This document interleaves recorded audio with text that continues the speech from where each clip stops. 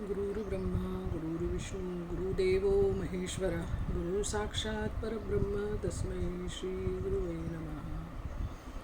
शुकासारखे पूर्ण वैराग्य ज्याचे वसिष्ठा परिज्ञान योगेश्वराचे कवी वाल्मिका सारिखा मान्य ऐसा नमस्कार माझा सद्गुरु रामदासा. जय जय रघुवीर समर्थ. सर्व श्रोत्यांना नमस्कार. गेल्या वेळी आपण श्लोक नंबर 111 आपला सुरू होता आणि त्याच्यामध्ये आपण ती हिताकारणे बोलणे सत्य आहे, हिताकारणे सर्व शोधून पाहे, हितकारणे बंड पाखांड वारी तुटे वाद संवाद तो हितकारी. तर आता हिताकारणे बोलणे सत्य आहे. आपण एक उदाहरण घेतलं होतं की सत्य बोललेच पाहिजे, पण ते दोन्ही पार्टी म्हणजे जो ऐकतो आणि जो बोलतो त्याच्यासाठी प्रॅक्टिकली आपण तसं सहसा प्रामाणिकपणे करत नाही. आणि तर मग ते का करायचं, का सत्य बोलायचं इन्सिस्ट केलं आहे इकडे. तर याचा दोन अर्थ आपण घेऊ शकतो की म्हणजे सुखरूपतेच्या दिशेने आपण होकायंत्र ज्या दिशेने पाहिजे मोक्षाच्या, हिताकारणे सर्व शोधून पाहे. आता हे शोधायचं आहे आपल्याला की माझे हिताचं काय आहे. आता म्हणजे ते आपल्यावर जबाबदारी टाकतात की माझ्याच हिताच्या दृष्टीने काय आहे असा विचार जो करायला पाहिजे तो ते समजावून सांगतात, पण जबाबदारी ती आपली आहे. आता हा मोक्षच्या दिशेने जो होकायंत्राचा काटा आपण नेहमी आपल्या अहंकाराच्या दिशेनेच तो फिरलेला असतो, पण म्हणून सगळी गडबड होऊन जाते. म्हणून समर्थ सत्य शोधण्याचेच काम आपल्याला करायला सांगतात आहे की मी सांगतो तसे कर. कारण दोन अर्थ हिताकारणे सत्य बोलत आहे याचा की एक समर्थ म्हणतात मी जे सांगतो ते खरं सांगतो आहे. म्हणजे आपण बोलतो ना, आपण असं एकदम बोलायला जातो तळमळीने की मी खरं सांगते तुझ्या भल्यासाठी असं. आणि दुसरं जेव्हा ते म्हणतात सत्य की तू पण सत्य बोल, असं दोन्ही. म्हणजे मी माझं काम करून मोकळा होतो, पुढे तुमची मर्जी असं. म्हणून ते जीव तोडून सांगतात तसे की प्रापंचिक लोकांसाठी काय सत्य शोधणे म्हणजे काय आहे. तर ह्या म्हणजे असं ऐकायला आपल्याला ऐकून घेतो, पण त्याच्या मागे करायचं काय. तर मग काय, हिताकारणे बंड पाखांडवारी. आता निवारण करतो ह्या गोष्टीचे.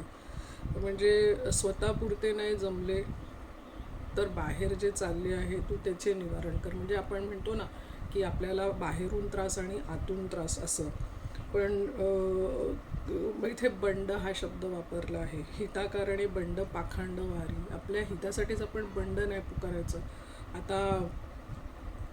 आता लेटेस्ट ताजं उदाहरण आहे की रशिया आणि युक्रेनमध्ये आता वॉर आहे सुरू. त्याच्यामध्ये सर्वांचंच नुकसान आहे. म्हणजे एक बंड पुकारल्यासारखंच झालं ते. खरं काय कारणच नव्हतं एवढं मोठं, पण आता केवढं त्याच्याने नुकसान. आणि म्हणतात असे थर्ड वर्ल्डच्या आपण थ्रेशहोल्डवर उभे आहोत, पण ह्याच्यात हित कोणाचं पण नाही आहे.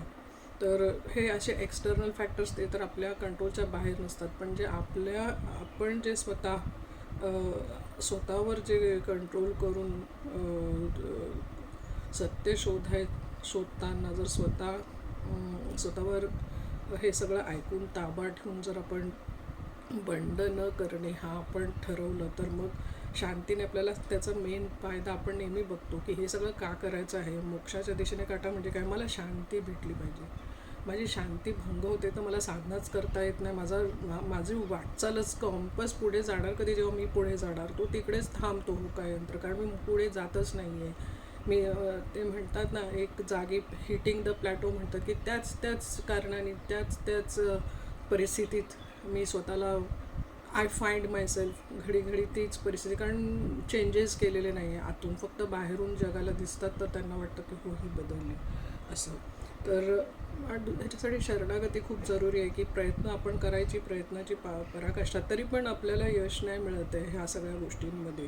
तर मग ईश्वर तुझ्याकडनं तो ते करून घेईल. आता तुला जे चॅलेंजेस येतात ते पण त्यानेच टाकलेले आहेत आणि काढणारा पण तोच आहे. त्यामुळे बंड टाळणे सर्वात मोठं हितकर गोष्ट आहे आणि आपल्या हितासाठी बंडखोरपणा टाळायचा असे समर्थ इथे क्लिअर कट इन्स्ट्रक्शन्स देतात. आणि म्हणून मग कुठे वाद संवाद तो हितकारी, तो आपण मेन हे चरणाचा जो मेन थीम आहे तो आपण बघितला आहे. आता शेवटचा आता ह्या गटातला शेवटचा श्लोक आहे तो पुढचा. जनी सांगता ऐकता जन्म गेला, परिवाद वेवाद तैसाची ठेला, कुठे संशयो वाद हा दंबधारी, तुडे वाद संवाद तो हितकारी. आता ह्याचा असा अर्थ असा आहे की सांगणे आणि ऐकणे ह्या दोन्ही गोष्टींची तर आवश्यकता आहे. लोकांना सांगायचं आणि आपण पण ऐकायचं. पण आता सर्व आयुष्यभर तेच केलं, लोकांना काहीतरी सांगितलं आणि लोकांकडनं काहीतरी ऐकून घेतलं. हे झालं की साधना झाली का, असं नाही आहे. आणि त्यामुळे साधनेचा जोपर्यंत निश्चय होत नाही तोपर्यंत आयुष्य ऐकण्यात सांगण्यातच निघून जाते. जनी सांगता ऐकता जन्म गेला, आणि असे जन्मजन्म निघून जातात. परिवाद वेवाद तैसाची ठेला. आता आपलं आपलं एक आपण म्हणतो की संशयाचा देव आपल्याला काय मिळूनच देत नाही. म्हणून असं न व्हायचं, ऐकणं आणि सांगणं ह्याच्यातच जन्मजन्म आपण त्याच्यामध्येच फिरायचं, तसं नसून मग काय लागतं त्याच्यासाठी. तर ज्ञानेश्वर माऊलींची ओवी आपण पहिली पण पाहिली होती की बुद्धी निश्चय आत्मज्ञान ब्रह्मरूप भावी आपण प्रत्येक वेळी मोक्षाच्या दिशेनेच आपले विचार जे आपण इकडे तिकडे जातात ते फिरून फिरून आपल्याला तिकडेच वळवायला लागतात. आता ह्याचा अर्थ काय होतो, बुद्धीचा निश्चय झाल्याशिवाय ब्रह्मज्ञान होत नाही हे मात्र नक्की आहे. म्हणजे आणि जर ब्रह्मज्ञान नाही झालं तर मोक्ष मिळणार नाही. आता साधी गोष्ट आहे, जर मला वजन कमी करायचं असेल, माझं बुद्धी जोपर्यंत निर्णय घेत नाही, पहिले तर मी ॲक्सेप्ट करायला पाहिजे की मी ओव्हरवेट आहे आणि त्याच्याने माझे हेल्थ इश्यूज सुरू झाले.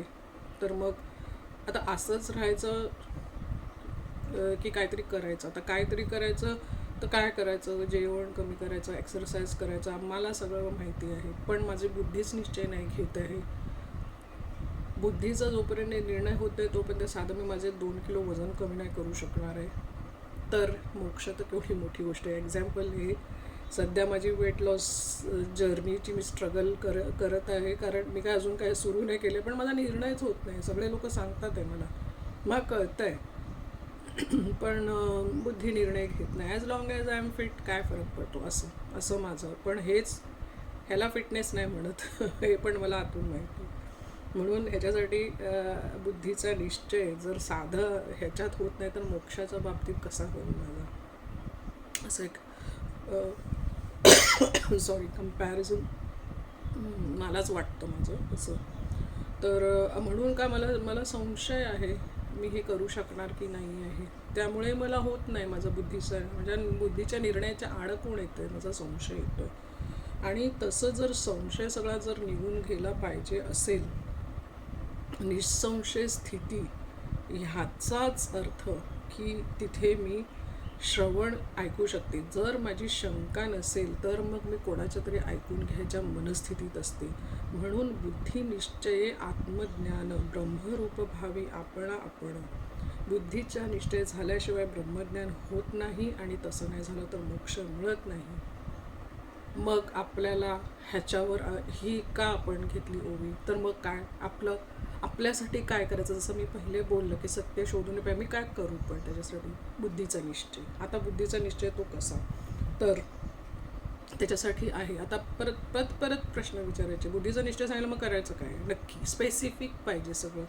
तर आत्मा अरे द्रष्टव्य श्रोतव्य मंतव्य निधिध्यासितव्य, असं हे बृहद आरण्यक उपनिषद. आपण हे पुष्कळदा ब्रह्मसूत्रामध्ये पण ही रिपीटेडली माझ्या श्रीगुरूंनी घेतली आहे. कारण का ती एकच गोष्ट बोलतो आपल्याला आत्म्यासंबंधीच. आता आपला विषय काय चालला आहे, वाद आणि संवाद, त्याच्यासाठी त्याला धरूनच हा विचार आहे की आत्म्यासंबंधीच ऐकावं. आत्म्यासंबंधीच बोलावं आणि एकदा आपण त्यासंबंधी सतत, जसं आपलं आता सांगणे आणि बोलणे हा विषय होता की अख्खं आयुष्य निघून जातं, पण आपण सांगतो आणि ऐकतो विषय आत्मा सोडून. तोच जर आपला म्हणजे म्हणतात ना, जे जे आपल्याला दुःख देतं तेच आपलं आपण सुखाचं बनवू शकतो. मला सांगणं आवडतं आणि ऐकणं आवडतं, पण जर त्याचा विषय चेंज केला तर, त्याचा विषय आत्मा ठेवला तर तर मग हे सगळं होतं. आणि त्याच्यासाठी शास्त्र, आपण मागे विचार केला होता की सुसंवाद कसा झाला, तर शास्त्र पहिले, मी शास्त्रसंबंधी लागून बोलते का, दुसरा तर्क आहे का त्याला, आणि तिसरा अस्सल अनुभव. तर मग हेच आहे, हाच सुसंवाद की आत्म्यासंबंधी याला शास्त्राचा आधार आहे की मी कसं काय मोक्षाकडे मी कसं वळू, सारखं सारखं मी अहंकार आणि देह आणि जगताकडे वळते. तर मग एकच आहे त्याच्यासाठी, आत्म्यासंबंधीच ऐकावं, त्याच्यासंबंधीच बोलावं. आणि जे जे आपण ऐकतो आणि बोलतो आपल्याला स्वप्न पण त्याचेच येतात. आत्मा स्वप्नात कसा दिसतो ते नाही करणार आपल्याला, पण एक आहे की बोलतं ना, जे आपल्या मनात असतं तेच दिसत असतं. तर जर आपण, आणि आपण हे करतच नाही, आपले विषय वेगळे असतात, त्यामुळे आपण कधी आत्मा आणि ह्याचं चिंतन वाचतोपर्यंत, ऐकतोपर्यंत, पण त्याच्यानंतर परत आपण आपल्या इट डझंट सिंक डीप. तर त्याच्यासाठी खोलवर ते विचार उचले तरच बुद्धीचा निश्चय होऊ शकतो. वरवरचं आपण बोललो आहे की वरवरने काय नाही होणार आहे. म्हणून मग मग त्याच्यासाठी वेगवेगळे हे टप्पे आहेत ना. पहिले ऐका, मग द्रष्टव्य, श्रोतव्य, मंतव्य, श्रवण, मनन, निधिध्यासन, हे 3 टप्पे आहेत. म्हणून आणि त्याचा मग आणखीन मग ते कसं करू, एखादा ग्रंथ, एखादं तीर्थक्षेत्र, एखादं अवतार ह्यांचं चरित्र वाचणे, जे आपल्या आवडीचं आहे ते, त्यांचा आधार घ्यावाच लागतो. नाम, मंत्र, सोहम साधना, श्री गुरु, हे सगळे लागणारच आहे. जसं प्रत्येक स्किल आपल्याला डेव्हलप करायची असेल, कुकिंग स्किल, तर मग मला ते साधनं लागतात. तशी ही सगळी साधनंच आहेत एक प्रकारची. टीचर लागतो शिकवायला, कारण तो त्या एक्सपिरियन्समधनं गेला असतो रोजच्या ह्याच्यात. तसं आहे हे. म्हणून असं हे सगळं लागणारच आहे आपल्याला. हे सगळं जर यापैकी आपल्याकडे काहीच नाही आहे, नुसतं मला इच्छा झाली की मुक्ती काय आहे मला समजून घ्यायचे, पण मी त्याचा शास्त्राचा अभ्यास नाही केला, गायडन्स नाही घेतलं, तर मग बोलायच्यासाठी गप्पा होऊन जातात त्या. असे आपल्याला समर्थ असे जागे करतात. आणि परिवाद वेवाद तैसाची ठेला. आणि जर तरी पण माझा वादविवाद चालू आहे, तर मग काय, ह्याचा अर्थ काय मी निशंक नाही झाली आहे. बॅक टू बोलतात ना, मूळ शोधायचं आहे. ते का नाही होते माझ्याकडून, असं शंका आहे मला, श्रद्धा नाही आहे मला. श्रद्धाच्या ऑपोजिट शंका. आणि शंका जिथे असेल, संशय जिथे असेल एखाद्या गोष्टीचा, निश्चित तिकडे वादविवाद होतो. कारण आपण हेका सोडत नाही. दुसरी गोष्ट, संशय असला तर वादविवाद होतो. वादविवादचं नंबर 2 कारण हेका, माझं तेच खरं असं. शास्त्राचा आधार आहे का, तर्क आहे का, अनुभव आहे का, हे 3 आपण त्याच्याने तासून नाही बघत स्वतःला. म्हणून हेका निर्माण होतो, श्रद्धा नसते म्हणून असं. आता संत आणि संप्रदाय ह्यावर श्रद्धा असायलाच पाहिजे. आता हेका नसणे श्रद्धेचं लक्षण आहे. आणि जिथे श्रद्धा आहे तिथे संशय नाही, आणि जिथे संशय नाही तिथे वाद कसा होणार. कसं हे एकात एक आहे बघा. मला संशय आला तर वाद होणार, मला श्रद्धा नसेल तर मला अहंकार निर्माण होणार. याला हेका म्हणतात. आणि जिथे हे 2 आहेत, संशय आणि हेका, तिथे मला वाद करावासाच वाटणार आहे. माझ्याकडनं सुसंवाद नाही साधला जाणार आहे. तर असा हा लॉजिकल सिक्वेन्स आपण बघितला. आता बघा, 500 वर्षापूर्वी एवढी साधनं नव्हती आपल्याकडे. हेडफोन्स म्हणा, मोबाईल, इंटरनेट, एवढेच, तरी पण एवढे मतभेद होते तेव्हा तर डायरेक्ट ऐकायला लागायचं. पाठवर्ग असायचे, आश्रमात जाऊन शिकायचे. तर तेव्हा असे काही साधनं नव्हते. आता पण यूट्यूबमधून, आता आपलं काय, आपण यूट्यूबवरूनच तर ऐकतो आहे. आता साधनं जितकी जास्ती झाली तर मतभेद तेवढेच जास्त होणार, असं आहे ते. 500 वर्षापूर्वी पण होते मतभेद, आणि आता पण असणारच आहे ते. मग ह्या सगळ्या गोंधळामध्ये आपला होकायंत्र कुठे आणि कसा जायचा, शास्त्राचा आधार पाहिजे. एखादा संप्रदायाची वाट धरावीच लागते आपल्याला. आणि मग संप्रदाय आला की मग त्याला लागून जे काय असेल ते सगळे. पण त्या सगळ्यांचा फोकस मला आहे त्यापेक्षा माझ्या ज्ञानात भर पडते आहे का, आणि माझं आयुष्य बदलतं आहे का हे चेकिंग पण करायला पाहिजे. नाहीतर मग संप्रदायाच्या त्याच रुटीनमध्ये आपण तिथे पण रुटीनलाच आपण बांधून घेतो. याची पुढे वॉर्निंग दिलीच आहे. तर नियम असा आहे की ज्या प्रमाणात आपल्याला सामग्री मिळत असते त्या प्रमाणात निवड करणे कठीण होते. म्हणतात ना, जितकी व्हेरायटी तितकं चॉईस. आपण आता मॉलमध्ये जातो तो किती गोंधळून जातो. तेच आपण लहानपणी आम्ही रेशनच्या दुकानात जायचे, ठराविकच पदार्थ मिळायचे, ठराविकच वेळेत घ्यावे लागायचे आणि ठराविकच प्रमाणात द्यायचे. त्यामुळे लगेच घरी गेले ते लाईनीत काय ते 2 तास मोडायचे, पण घरी ठराविकच पदार्थ घेऊन आपण घरी यायचो. पण तसं मॉलमध्ये नाही. मॉलमध्ये पण 2 तास जातो आणि 4-5 आपण ट्रॉल्या भरून घेतो, अनावश्यक वस्तू जमा करून घरी ते पूर्ण त्याचा स्टोरेज रूमच तयार होऊन जातो. कारण जितकं जास्ती सामग्री तितकी जास्ती निवड करायचं आपल्याला कठीण जातं. तर ह्यासाठी मर्यादित ठेवली जर सामग्री तर मग आपल्याला निवड करणे सोपे जाते. म्हणून संप्रदाय निवडावा आणि मग त्याच्याशी जे माझ्या साधनेसाठी जेवढ्या काही क्रिया आहेत त्याच तेवढ्याच ठेवाव्या. बाकी सगळ्या ह्याच्यात ते मेन नाही करू आपलं लाईफस्टाईल. बाकी सगळं सेकंडरी आणि मेन मला शिकायला काय मिळतं ते. आणि त्याच्यासाठी निःसंशय श्रद्धा ठेवली. जसं आपण म्हणतो ना की चिंध्यांची मोठी रास आहे माझ्याकडे, पण एक धड तुकडा नाही आहे, तर मी कापडा कसा बनवू त्याचा. नेसळच्या कामी येणार नाहीत त्या चिंध्या. मग एकच धड वस्त्र लागते ना, एक न धड भाराभर चिंध्या असं म्हणतात.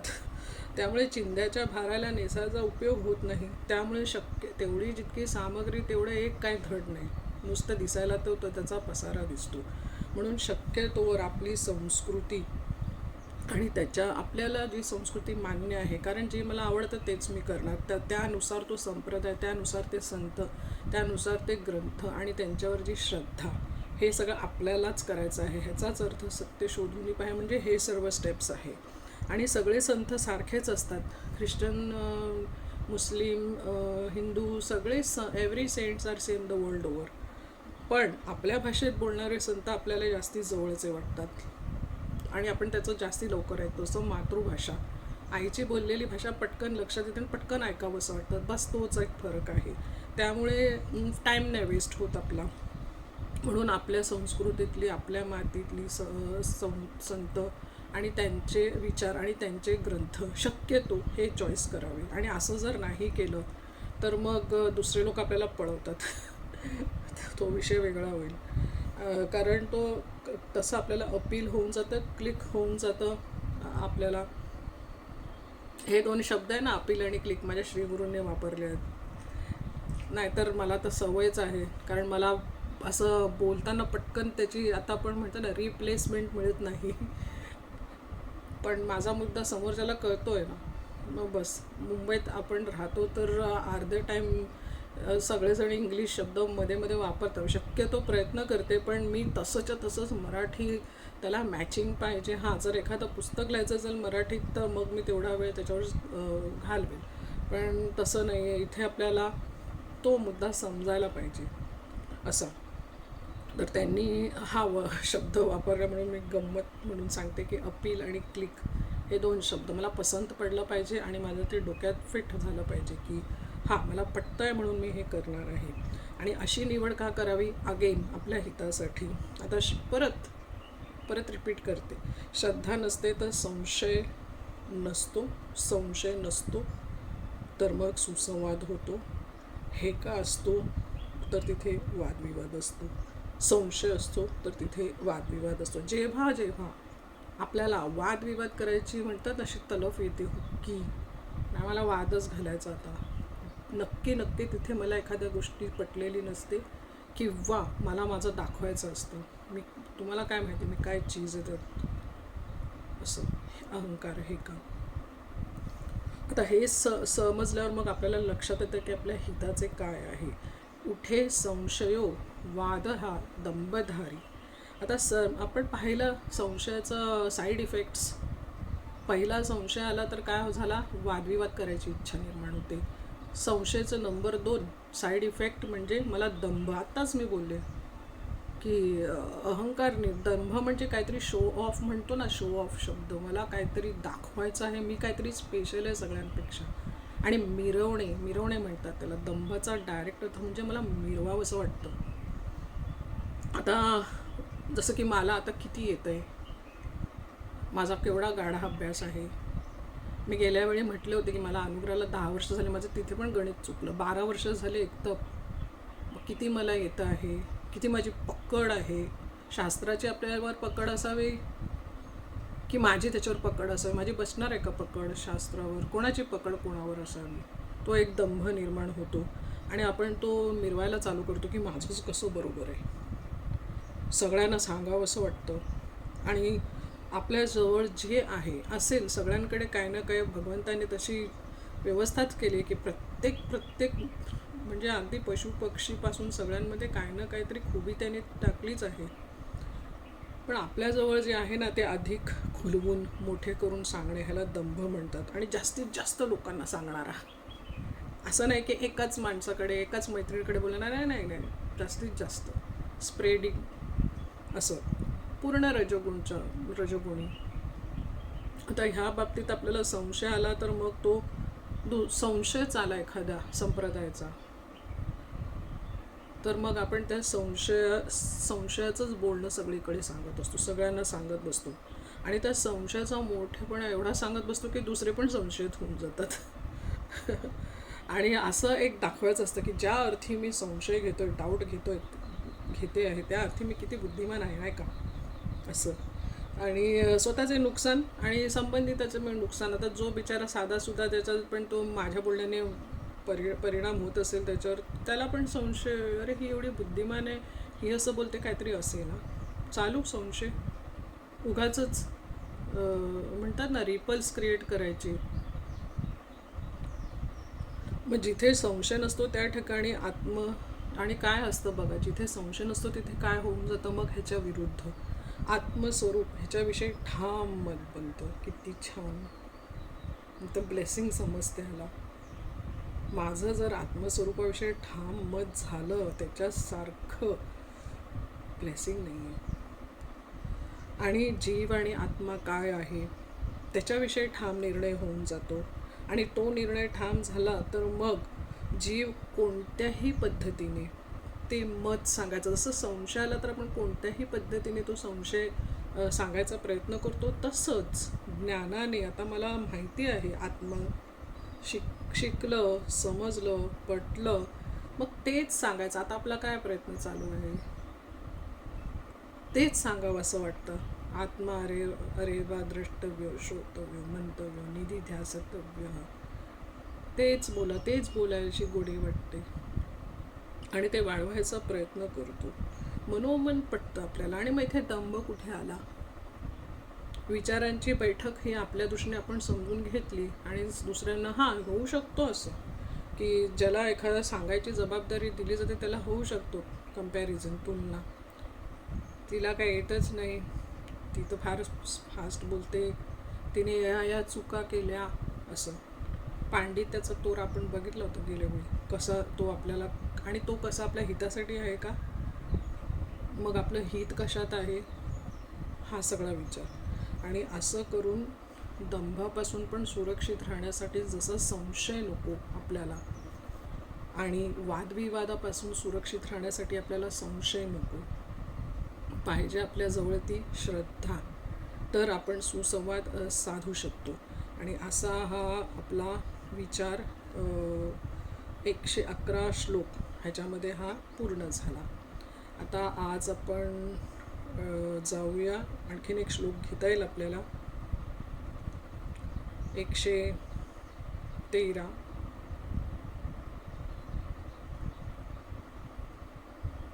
जनिहित पंडित सांडित गेले, अहंता गुणे ब्रह्म राक्षस झाले, तयाहून व्युत्पन्न तो कोण आहे, मना सर्व जाणीव सांडूनी राही. आता श्लोक संपला तरी आशय तोच आहे. आला पांडित्यचं परत, जनिहित पंडित सांडित गेले. आता नुसते स्वतःचे जे हित पाहतात, पण जे दुसऱ्यांच्या हिताला आळवे येतात कसे, ते वाद कौशल्य असतं त्यांच्याकडे, शास्त्र विशिष्ट पद्धतीने मांडण्याचे कौशल्य असतं, आणि त्यामुळे काय असतं, लोकांना ते भारून टाकतात. खूप इंटरेस्टिंग आहे.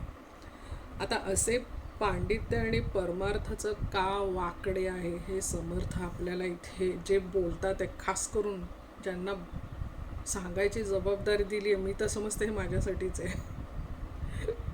आणि तसं काय तुम्हाला माझ्यामध्ये दिसत असेल तर तुम्हाला पण ओळखता येईल. तर जनी हित पंडित सांडित गेले. आता आपल्याला समर्थ जणू काय आशीर्वादच देतात की जर तुम्ही पांडित्य घेऊन बसाल तर अत्यंत अहंकार असतो, आणि तसा अहंकारी अभ्यासक काय होतो, तो मेल्यानंतर, असा अहंकारी अभ्यासक मेल्यानंतर त्याचा काय होतं, ब्रह्मराक्षस असे शास्त्र सांगते. नुसते पुस्तकी पांडित्याबद्दल समर्थ आपल्याला जागरूक करतात आणि स्पष्ट सांगतात ते आपल्याला. मी तर घाबरली हे ऐकून. जनी ही तर पंडित सांडित गेले, अहंता गुणे ब्रह्मराक्षस झाले. मी ब्रह्मराक्षस हा शब्द फार लहानपणी ऐकला होता. त्याच्यानंतर मग परत मेडिकलला असताना थोडं आम्हाला ब्रह्मविषयी विषय होता थोडा, कारण आयुर्वेद वेदांचंच एक उपांग आहे म्हणून. तर मला असं, पण तिथे कोणाला काय उत्तर, मला ब्रह्म काय कॉन्सेप्ट कळला होता, म्हणजे त्याप्रमाणे त्या लेवलला मला असं वाटायचं ब्रह्म आणि राक्षस दोन्ही ऑपोजिट आहे ना. ब्रह्म कसं आहे, किती छान गॉडली, आणि राक्षस कसा आहे ऑपोजिट. असं ब्रह्म राक्षस ही व्यक्ती किती इंटरेस्टिंग असेल, म्हणजे त्याच्यामध्ये दोन्ही असतं का, मला काय माहिती. ह्याचं डेफिनेशन काही वर्षानंतर मला मनाच्या श्लोकातून कळणार, जे म्हणजे श्री गुरूंनी सांगितलं आहे, आणि तशी होण्याची माझी शक्यता पण आहे. माझी काय, जो कोणी अधिक अभ्यास करतो आणि अहंकार करतो सर्वांना ती वॉर्निंग आहे, म्हणून मी थोडी घाबरली. आणि मला आता ब्रह्मराक्षसाचं खरं अर्थ कळला की हो बाबा तसंच असतं. एवढा ज्ञानी पण ज्ञानाने अहंकार झाला तर ती व्यक्ती, ते कॉम्बिनेशन म्हणतो ना आपण, गॉडली आणि राक्षसी, ह्याचं ते ब्रह्मराक्षस ती योनी. तर त्याच्यासाठी कथा पण आहेत ना. पंडित तोची एक भला, नित्य भजे जो विठ्ठला. पंडितांसाठी खास मी जर पंडित आहे असं लोकांना वाटतंय की खूप हिला नॉलेज आहे, भले पण माझं कसं ओळखणार जर मी विठ्ठलाचं भजन करते का, त्याला भजते का. तसं नाही तर मग काय, ब्रह्मराक्षस होण्याचे दाट चान्सेस आहेत. मग पंडित लक्षण ह्याचा एकच अर्थ, पांडित्य विठ्ठलाच्या भजनात सामावलेलं. पंडित जिथे विठ्ठलाचं भजन करीत नाही तिथे स्वतःचे भजनच करत बसतो, मग त्याचा होतो ब्रह्मराक्षस. स्वतःचे महात्म्य सांगणे आपोआपच बंद होईल जर मी विठ्ठलाचं महात्म्य सांगेल, श्रीकृष्णाचं, श्रीहरीचं, श्री गुरूंचं. म्हणून तर आपला विषय चालला होता पंडित तोची एक भला, नित्य भजे जो विठ्ठला. आता इथे एक कथा घेतली आहे, ऋषी आरुणी आणि उद्दालक आणि श्वेतकेतू. आता हा जो होता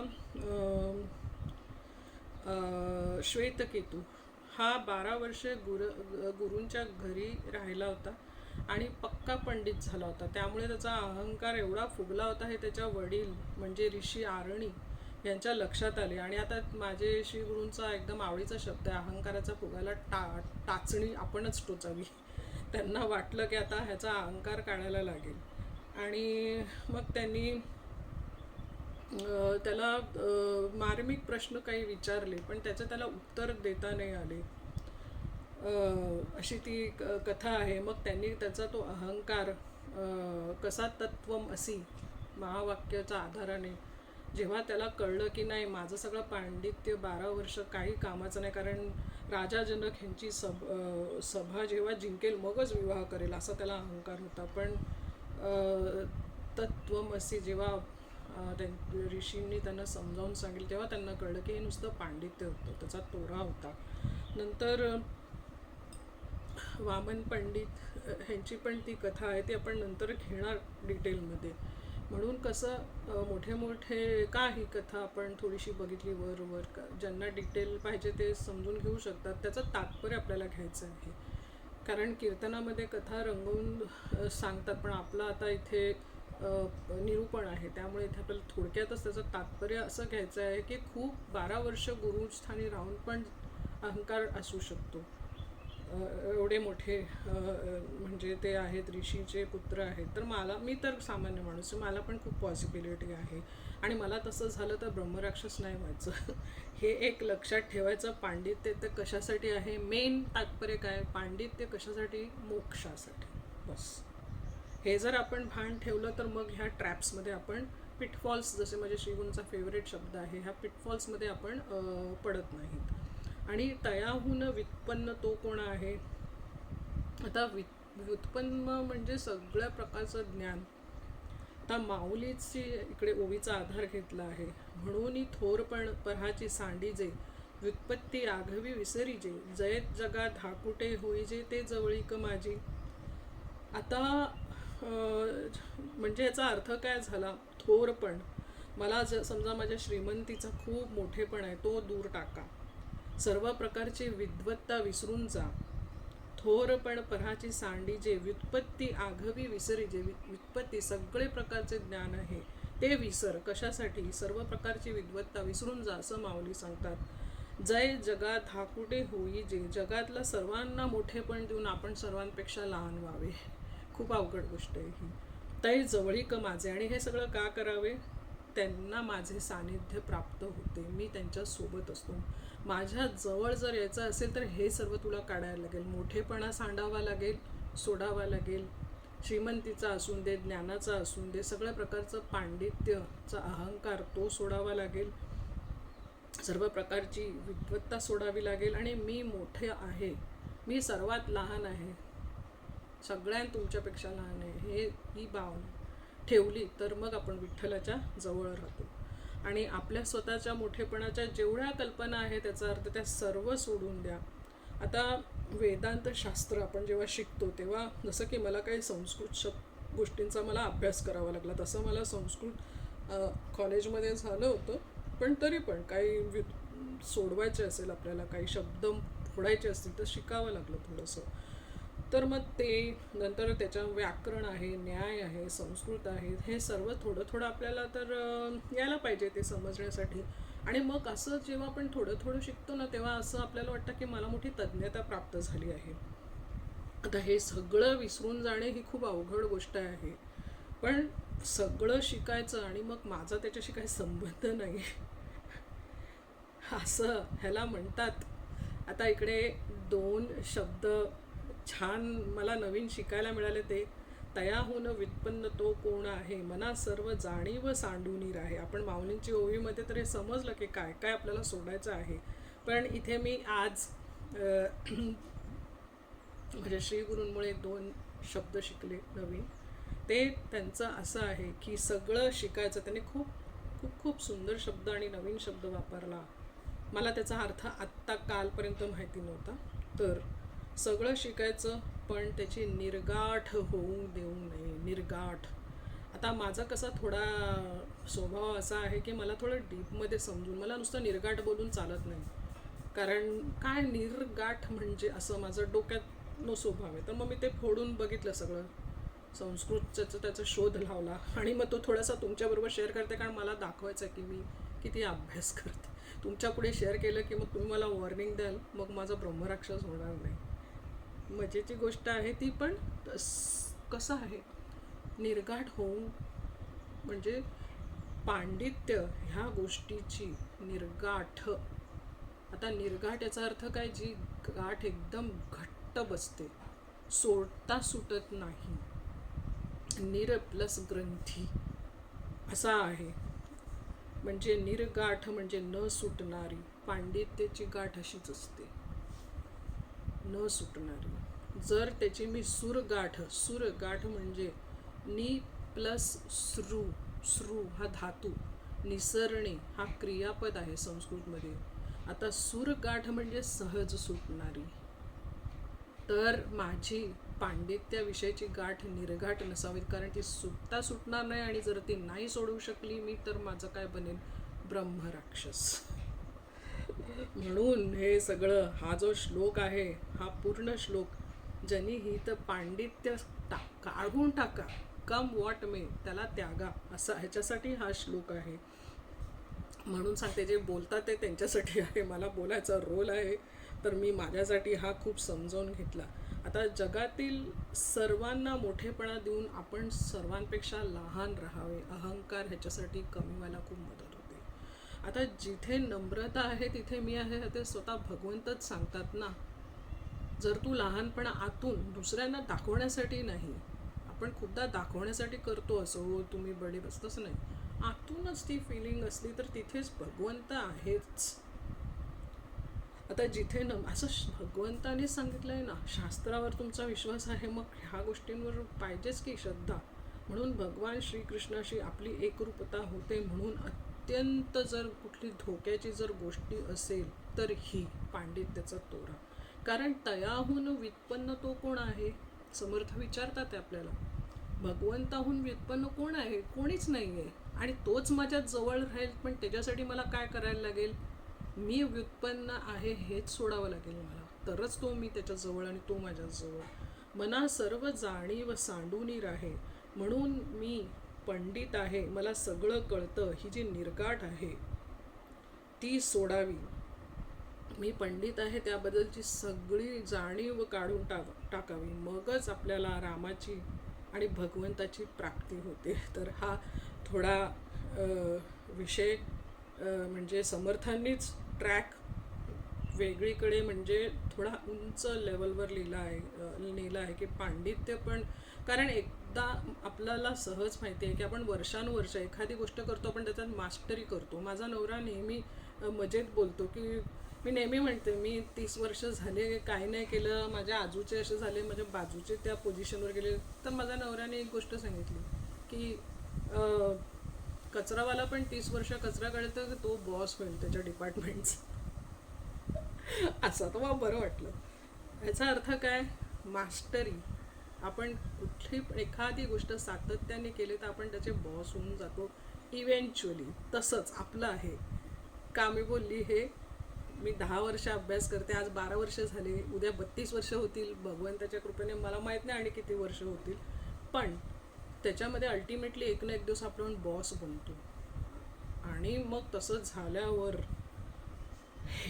हा श्लोक मी लिहून ठेवणार आहे कुठेतरी सारखा. पंडित झाला की ब्रह्मराक्षस. पहिल्यापासून मला ब्रह्मराक्षस या शब्दाची खूप अट्रॅक्शन होते आणि आता मला भीती वाटायला लागली त्याची. तर हा प्रत्येकाने ज्याला ज्याला भगवंताच्या कृपेने बोलायचा रोल मिळेल त्याच्यासाठी हा श्लोक खूप महत्त्वाचा आहे. मग घसरगुंडी होणार नाही आपली, ब्रह्मराक्षस होणार नाही आपला. असा करून आपण श्लोक नंबर 113 संपवलं. पुढे आपण जाऊ 114 श्लोक. आत्तासाठी एवढंच. हरवी.